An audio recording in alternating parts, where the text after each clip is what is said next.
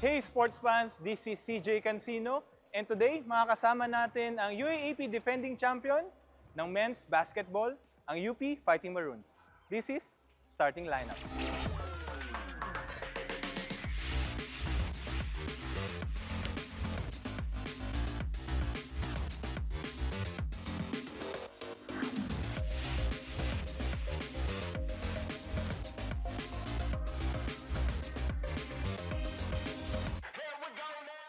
Alam ko naman na kayong tatlo sanay kayo sa championship kasi since high school, lagi kayong pasok sa championship.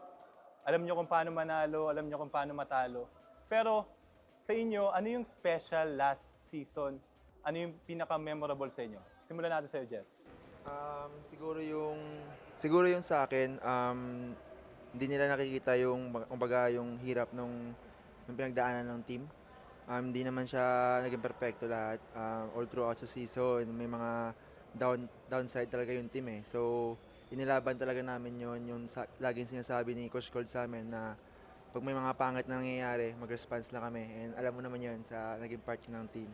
And siguro yun, parang pinakamasarap na feeling para sa akin yung after nung buzzer nung Game 3. Kasi parang ramdam namin lahat ng pagod, lahat ng hirap, pagalit niya na Coach Gold, ramdam namin nung buzzer na yun. And ang sarap sa feeling para Tsaka ano no, parang from galing tayong talo, isa rin and then yun. nakuha natin na yung Dalawang championship. sunod. Sa'yo naman, Ter, ano yung difference nung season 84 sa championship nung last season? Ako siguro personally, yung pinagkaiba niya sa akin. Alam mo naman yung season 84, ang dami nagsasabi na parang tsamba lang yung Underdog, diba? Parang pandemic, ano ba yun? pandemic champions. Siguro special siya for me dahil siguro statement din yun yung huling champion natin na galing sa talo. Tapos yun nga, marami nagsasabi na parang tsamba lang. So yun, masaya and special siya for me. Yan. Punta naman tayo kay Harold. Lol, di ba ikaw isa ka sa dumipensa kay KQ nung Game 2, di ba? So, si KQ, lumabas yung laro ng Game 2. Ano yung pinaka-adjustment mo? And nakipag-usap ka ba kila Rayland, mga kasama mong dumipensa kay KQ? Ano yung mga naging adjustment yun nung papunta ng Game 3? Actually, every before Lasal game, parang pinapanood ko talaga yung highlights ni Kevin. Kasi through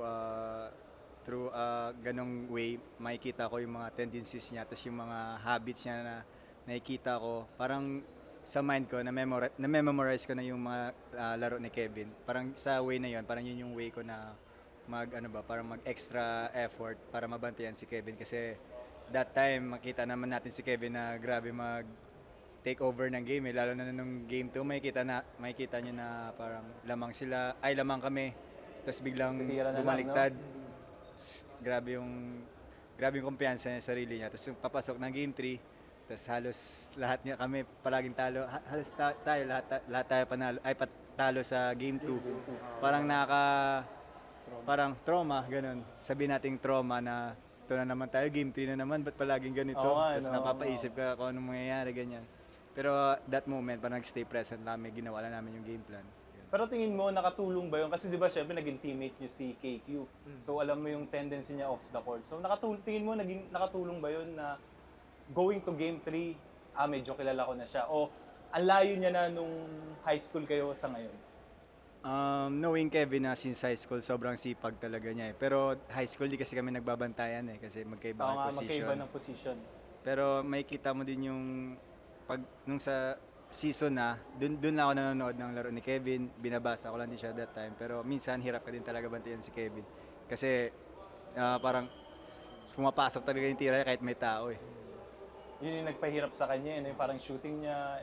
Ang hirap ng bantayan dahil dumagdag na yung mga skills niya, no? Pero balik naman tayo sa'yo, Jer. Nag-evolve yung game mo, yung role mo as a player from defensive stopper, ngayon as a captain. Ano yan? Sinadya mo ba yan o kinausap pa ni Coach Gold na, ikaw yung mag-lead sa team, gano'n? Going back sa high school kasi captain naman ako nung Nung high school, ikaw na talaga yung Wolfpaps na yun eh. okay. So, alam mo, 2 taon din ata na naging captain ako. And sa college, yung parang first year ko na naging captain. And kahit captain kayo, minsan tumutulong din ako sa inyo, di ba? And siguro nasanay na lang din na ganun yung role ko sa team. And di naman ako ganun nahirapan, di naman ako nag-adjust ng sobra. Kasi yung trust ni Coach Gold na binigay sa akin since nung high school pa, nandiyan pa rin naman. Medyo mahirap ba kasi syempre mga kaibigan natin to tapos minsan seryoso ka. Hindi mo alam kung pagtatawanan ba ako ng mga to o susunod ba to. Nung high school kasi parang bira mangyari yung ganyan. Ngayong college lang yung baga nagmamature na kami. Yung baga, may mga times talaga na syempre hindi maiwasan yung mga kulitan, asaran. Medyo mahirap din minsan na magpigil ng tawa sa mga ensayo or sa mga games. Sa'yo, Ter, medyo naging mahirap yung last season mo yun. Up and down. Tatawagan pa nga tayo ng lahi kasi palaging injury. Pero ikaw, tingin mo ano yung ginawa mo para mas handa ka this season 88? Pumayat ka nga, Ter. Thank you, pare. Siguro nag-focus din ako sa mga tinitake ko rin sa katawan ko, like mga supplements, ganyan. Sa tulong ni Coach Dwight. Meal plan na yan, Dumayo. pare. Gulay, gano'n. Hindi. Hindi, nakikita ko rin, like si Harold, minsan, pag magka-roommate kami nito, talagang nagpapaalala na kami, nag-wipro ka na ba, nagganito ka na ba. So, yung mga maliliit na bagay na ganun, parang siya nakakatulong siya for me. Yeah. Ikaw, Rold. Ano, Siege? Ikaw? Ang laki na ng improve mo from first year ngayon. Parang ikaw na yung sinasabing go-to player ngayon. Bigat, di ba? Goat. Go-to player. Goat. So, alam natin na last season, ibibigay mo lahat. And gusto mo rin maabot yung mga naabot nila Carl, nila JD, na magkaroon ng offer for next season. Ano yung sa tingin mo na, alam mo yun, ibibigay mo sa UP for this last season? Same lang naman, every season gagawin ko lang yung best ko, express ko lang yung talent ko. Sabi nga ni Coach Gold, di mo kailangan magpa-impress, kailangan mo lang i-express yung talent mo. Pag may nakakita sa'yo, edi parang bonus na yun para sa'yo. As long as ginagawa mo yung best mo, as long as in-express mo yung talent mo, yun naman yung mahalaga every season. Kasi sometimes pag nag-iisip ka ng mga ganong bagay, minsan mapaparalyze ka eh. Parang masyado kang hindi makagalaw, hindi ka makaisip ng maayos. Ngayon yung mindset ko parang kung anong makakatulong sa team, yun lang yung gagawin ko para makuha namin yung back-to-back.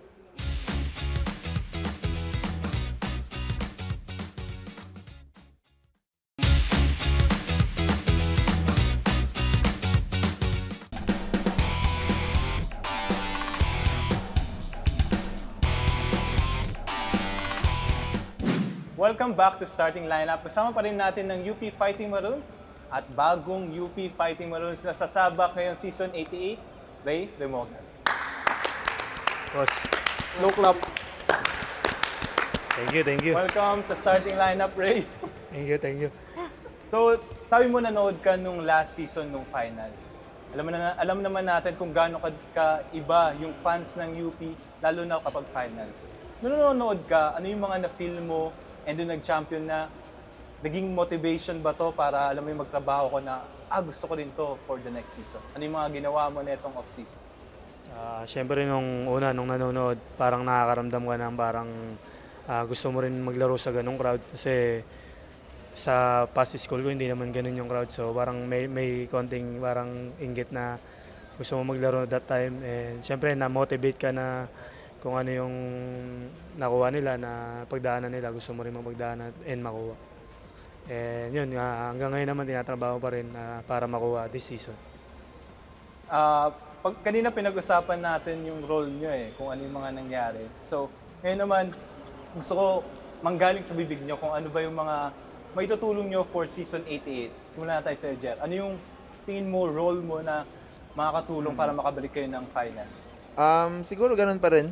As a captain siguro, i-guide ko pa rin yung mga players and lalo na yung mga rookies na papunta sa season na gawin lang namin yung ginagawa namin sa practice, apply lang namin yung mga ginagawa namin, and stick lang kami sa sistema na pinapagawa sa amin, and bigay lang namin yung best namin tulad nung sabi ni Harold kanina na kahit anong mangyari, ano man yung outcome, ang importante is ma-express namin yung sarili namin, yung talent namin, and magtulungan kami sa loob ng court.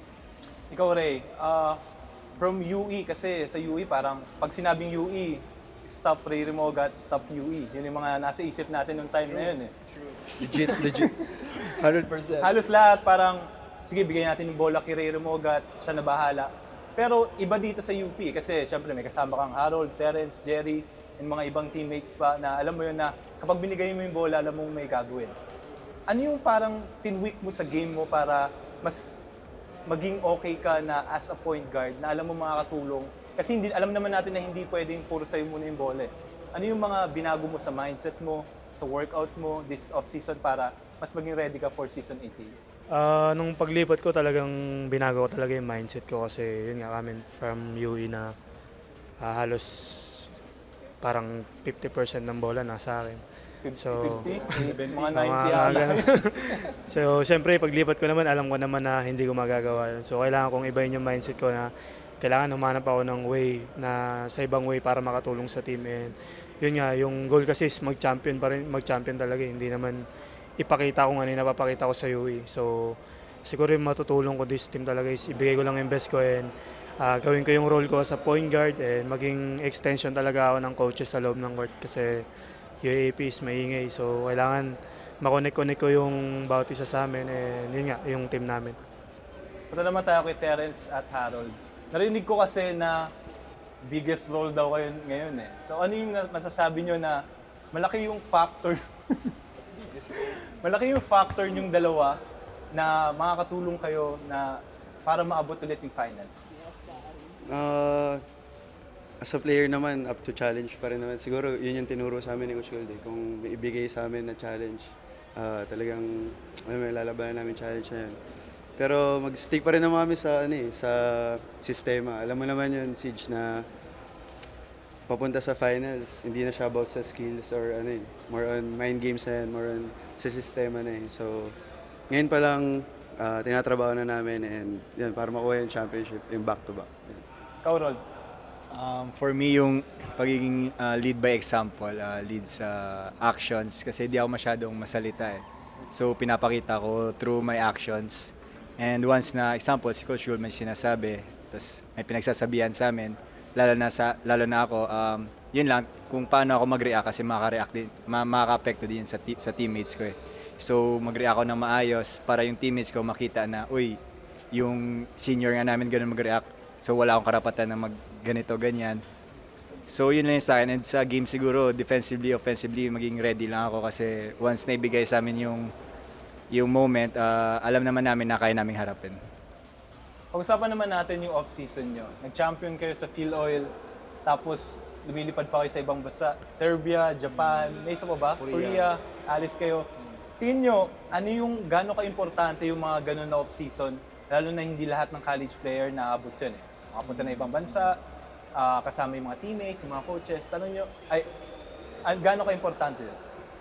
Laking bagay yun sa team and sa individual namin, sa sarili namin. Kumbaga kasi doon namin nakikita yung mga kailangan namin i-improve as a team and as a individual. And doon rin namin na-apply yung mga ginagawa namin sa practices na mga offense man yan or defense man yan or yung kahit yung sarili mo, yung pakiramdam sa sarili mo, yung tapang mo, yung kumpiyansa mo, doon mo ma-apply lahat yan. And laking bagay, laking tulong nun para sa paparating na season na para mapulido pa namin yung mga ginagawa namin. Let's talk about confidence eh. Nanalo ka ng Finals MVP nung Phil Oil. Gaano na-boost yung moral mo? Back-to-back. Ay, sorry. Ulitin ko. Let's talk about confidence here. Back-to-back Finals MVP sa Phil Oil. Gaano nakatulong sa confidence mo yun going to season 18? Sa akin, personally, hindi ko naman siya iniisip eh. Kumbaga, sabi nga nila, bonus na yung mga ganong bagay. Bonus? Ha?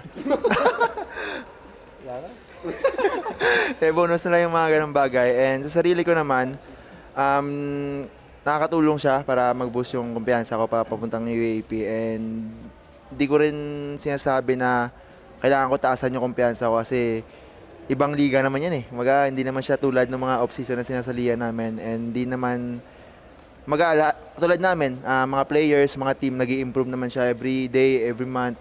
So pagpunta ng season, ibang atmosphere na yun, ibang usapan na yun. Kumbaga, Ama sa akin lang maging, yun, continue lang ako sa pagkatrabaho, continue lang namin yung mga ginagawa namin, and mag-improve lang kami araw-araw. Punta tayo kay Rere mo agad. Nung tinira mo yung 3 points mo dun sa Lasal, kasi di ba before nun, di ka nakaka-shoot, ang baba ng percentage mo. Ano yung mga na-feel mo na bakit gusto mo itira yun? Kasi sa mga players, kadalasan, di ba, kapag sumablay na, ayaw na tumira. Pero ikaw, ba't tinira mo pa rin yung tira na yun? Siyempre ano yun, unang-una, papasalamat ako kay Coach Golden sa mga teammate ko talaga na ano. Kasi that time, talagang, yun nga, sumasablay ako nadadown na ako nun dahil siyempre kahit sino naman player na hindi makashoot parang makakaramdam din ng ano, ganun.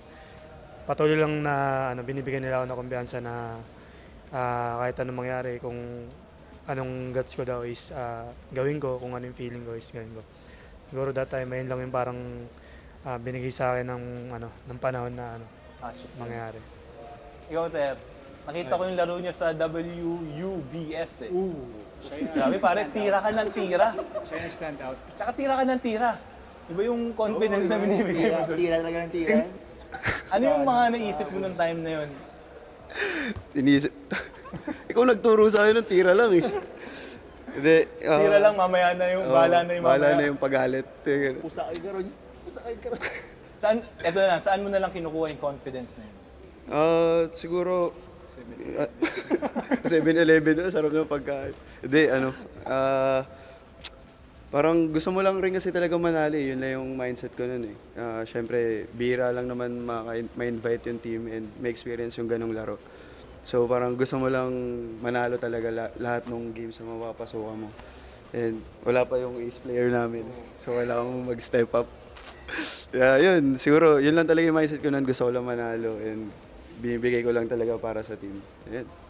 Yun, sinabi mo nga wala yung ace player. No? Ikaw, Rod, ano yung mga na-feel mo nung time na yun? Kasi syempre, sayang opportunity na nasa ibang bansa ka, makakalaban ka ng mga ibang lahi. Pero ikaw na sideline ka lang, injury ka.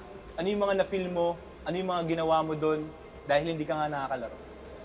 Yun nga, yung na-feel ko sa sideline, parang nakaka-frustrate kasi yung feeling na gusto mong tumulong sa team tapos hindi mo magawa. Yung feeling na parang gusto ko na lang pumasok kahit ipilit ko na lang, maggamot na lang para hindi maramdaman yung sakit. Parang ganong frustration na level. And yun na, hindi ko naman hawak yung situation na yun. So ginawa ko na lang yung best ko para yun magpa-recover ng maayos para pagbalik ko, makakatulong ulit ako sa team. Yun nga nakikita ko sa struggle sila. And yung mga moment namin, lalo na sa Japan, parang nakikita din yung tunay na ugali. Yun nga, napag-usapan namin bawat isa. And alam ko naman na may magbabago naman dahil sa mga usap-usap namin.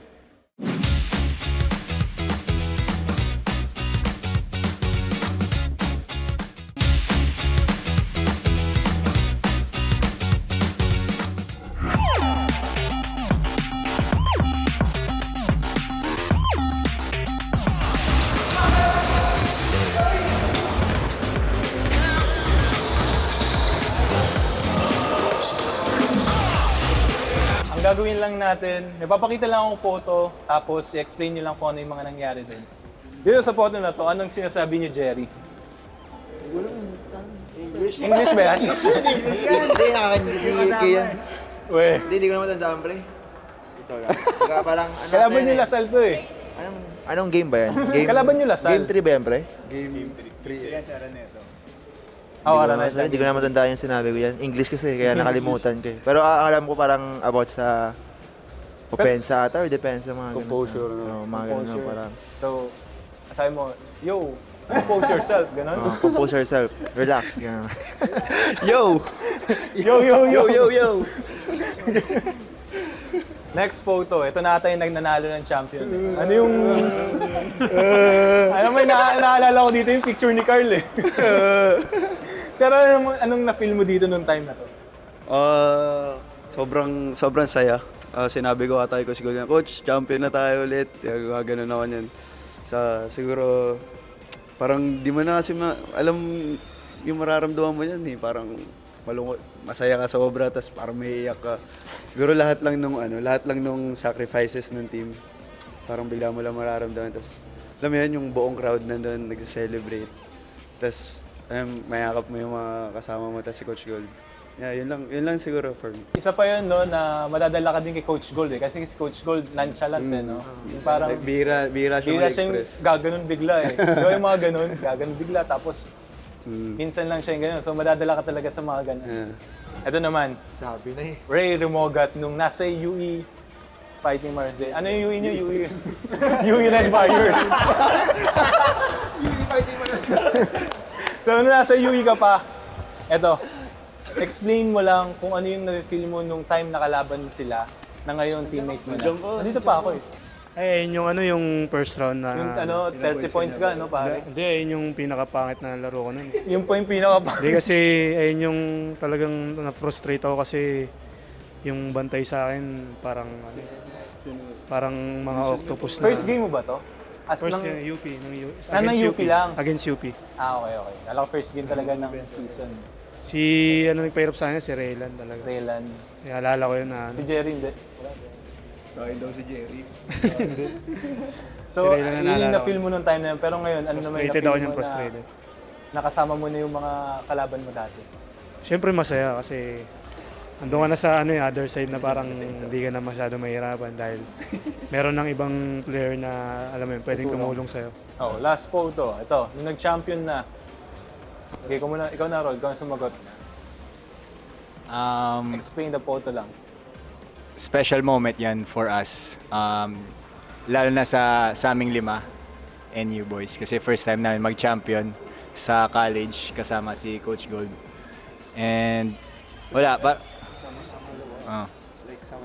sama-sama kaming 5. 5 kaming NU kasi Bullpups. si Jan pala, no? Tsaka si Raylan. So first time nila mag-champion sa college and kasama kami. Tapos parang pangalawang championship na din namin and sobrang saya na kasi minsan ka lang makakuha ng championship sa sa college na level eh. Mahirap yung ganong level. Tapos sobrang din parang lahat ng pagod, pawis, pagalit, yan yung bunga lahat ng pinaghirapan Parang namin. nakahinga ka na eh. No? Parang ganun. Parang after niyan, parang wala ka nang iisipin eh. Parang nakagano ka na lang sa ere. Ganun na lahat eh, no? Ano naman yung masasabi nyo na kayong tatlo na NU Bullpups, no? Na last season yun. Masaya tsaka malungkot sa amin. Kasi masaya ako kasi na-experience, tulad nga sinabi nila, na-experience namin na mag-champion sa high school, mas mag-champion pa sa college. And yun, bihira lang kasi mabigyan ng mga ganong opportunity. Hindi lahat ng mga players na gusto nabibigyan ng ganong opportunity. And sobrang blessed and grateful kami na na-experience namin yun. And malungkot kasi hindi na namin mababalikan yung ganitong paglalaro sa college kasi alam naman natin yung atmosphere ng UAAP, iba sa pro or sa kahit sa liga man. And yung lalo na sa UP kasi yung fans talaga walang sawang sumusuporta sa team, sa'yo, and yun, mamimiss namin talaga yung ganong moment. Ito, si Ray na lang pabatiin natin. One last message to UP fans. Salamat sa UP community sa pagsuporta sa amin and sana sa darating na season patuloy nyo kaming supportan and makakaasa kayo na ibibigay namin yung best namin. Salamat sa pag-unlock, Jerry Abadjano, Ray Remoga, Terence Fortea, Harold Alarcon. Abangan ng UP Fighting Maroons sa Season 88. This is Starting Lineup.